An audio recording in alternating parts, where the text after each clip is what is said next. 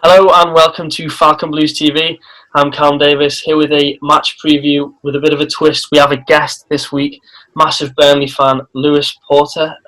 Thank you for coming on the show. How are you doing, mate? I'm alright, thank you, mate. Thank you for having me. It's good. It's great to have a difference in opinion rather than just having me blabbing on about Everton and getting all the predictions wrong and the lineups wrong. So obviously Burnley is sat 15th at the moment while we're in 6th. How are you feeling going into this game? Are you a bit worried, looking forward to it? How do you feel?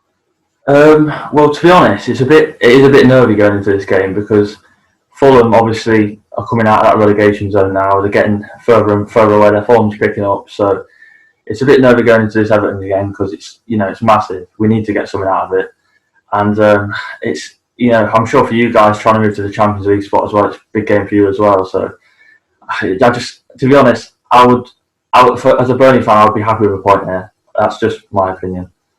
I think coming to Goodison is always a good place for teams to pick up points. I think we're not in the best of form at Goodison, and we're always liable to slip up.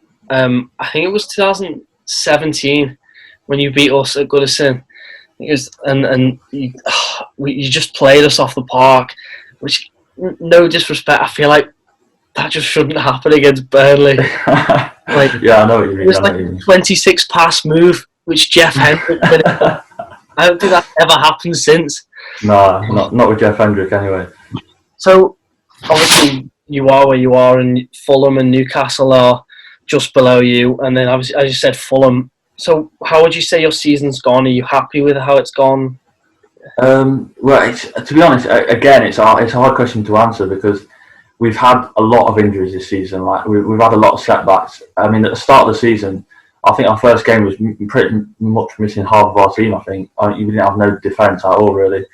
And it's been like that a bit, like the whole way through the season, just chopping, changing players, no real set team. So, in terms of how our season's gone, it's been pretty poor compared to how we've usually played, to be honest. And we really need to just, as long as we stay up this season, I'll be happy because it's not been a great season, if I'm honest. Yeah, well, it's always tough, isn't it? I always wonder what it's like for a team like Burnley, because I always feel like you're not really given the funds to really challenge, to push your way up the table. Are you ever annoyed by that? Because it seems like Davies is always working on a shoestring budget. And I think he does well with that, but it must get frustrating. Yeah, to be honest, I think we reached the peak of frustration last summer transfer window when we just signed Dale Stevens for $1 million. That was our full transfer window, and honestly, again, it's happened in January. We haven't signed anyone. We've got new owners now, though. We got them in January, so we'll have to wait and see what they bring. Obviously, they only had January; they just came in, so we didn't really expect them to sign anyone there. But it's mainly about this summer, seeing what they can do if we stay up, and hopefully sign some players. But fingers crossed, anyway, because we need some. So, you said you've had a few injuries. I was trying to read up, and I think it's only Taylor and Cork that are and obviously Barnes. I've watched some of your videos, and you always seem to smash the lineups and get them bang on. Yeah. What kind of a team do you think you're going to play?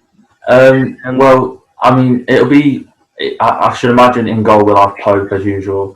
In the back, our usual back three of Lowton, Tarkowski, and me. I don't really see any problems there. And then left back, obviously Taylor won't be there, so it'll probably be Eric Peters coming in after a controversial game against Arsenal with that handball thing. That was a dodgy one. Goodmanson, I think, is just coming back from injury, so I'm pretty sure he'll be playing on the right. And then I should imagine it'd be Westwood and Brownhill alongside McNeil in the midfield, completing that. And obviously there's injury to Barnes up top, and Jay Rodriguez hasn't been performing very well. To be honest, I reckon I'll go with Vidra and Chris Wood up top as well. I imagine I can't really see any other option with our lineup there, so it's not our strongest, but it's also not our weakest. So I'm relatively happy with it. That's true. That's fair enough. So like I said, Ashley Barnes is injured. Do you think? Obviously, you've got three strikers. They're all quite similar in the way they play. Where do you think your biggest threats will be to Everton? Like, where do you think you could hurt us? Well, usually I'd probably say, in the air we cause a lot of problems, set pieces, that sort of thing. That'd be our usual style of play. But I mean, with Vidra coming in the team now, he adds something a little bit different.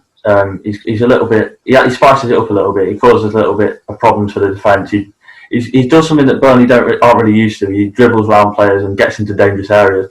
We're used to just smashing it into the box and getting your head on it. So honestly, I still reckon that's where we'll cause the problems, to be honest, just whipping the balls in the box and seeing if Chris Wood can get on the end of it. Obviously, we've got Mina out, who I think is very good at smashing balls out of the box. Yeah. So it means that we're going to have to play someone like Holgate or Godfrey alongside Keane, who obviously used to play for you. And I think that'll definitely be a place where you're going to cause us a lot of issues, because I don't think Holgate especially is great in the air. On the flip side, where would you say Everton are most likely to hurt Burnley? Because I feel like the way that we'll probably set up with like Dean on the left of midfield, whipping balls, and it'll kind of play to your strengths. Where would you say, as an opposition fan, is the biggest threat for Everton? To be honest, our defence has been pretty poor lately in general. It's not really been how everyone's used to it being. So I'm unsure really, because I haven't watched a lot of Everton this season. I don't really know how they're playing. I mean, I know obviously they're playing well, but not exciting football. Is all right? There you go. I mean, Calvert-Lewin and Richarlison up top is enough to cause us problems in itself, because obviously it's a great attack you've got. So that'll just be a handful out on its own, really, to be honest. Calvert-Lewin does love a goal against Burnley. I think he scored in the last 2 games. Obviously, last time out, it was 1-1. What did you think of us in that game? If I remember rightly, it was Robbie Brady who scored our goal, and it was a good goal, to be fair. But I don't really ever remember you really picking up in that game. You didn't seem like the Everton I know, and that was kind of the turning point for us from a bad season to a better one. So it'll be interesting this time to see how much you progress and how much we progress, to see what the game plays out like. I'm intrigued by it, to be honest. I feel like a lot of the time that is how it tends to go, where we just don't seem to pick up, and it gives teams belief that they can. I think that's the biggest issue with us and our home form recently, because we haven't been great. We only won our first game in 6 against Southampton. It was only 1-0. So I don't see it being a thrilling encounter, one for the ages. So before I let you go, what's your prediction for the game? Oh, the big question. To be honest, I can't see it going any other way than the Everton win, really. I don't know.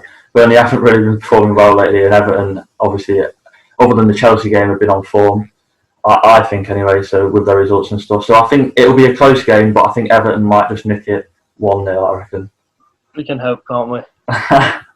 So obviously, afterwards, after the Everton game, you've got Southampton, who haven't been great, and then Newcastle, which is a huge game. Yeah. So it does make for quite an interesting game, because both teams are scrapping 4 points in obviously different ends of the table. But it should be a good, all right game. I hope so, anyway. Could finish 0-0, or it could finish 4-0. Could be an absolute goal fest. So, hope for that. I'd rather a 4-4 draw than 0-0. Yeah, same. So anyway, that's all I've got. Thank you very much for coming on. No worries, man. If anyone wants to follow on Instagram and Twitter, it's @ClaretKid. It'll be in the description below. And thank you guys for watching. And yeah, let's just hope for a good game of football. So thanks for watching. I'll see you later.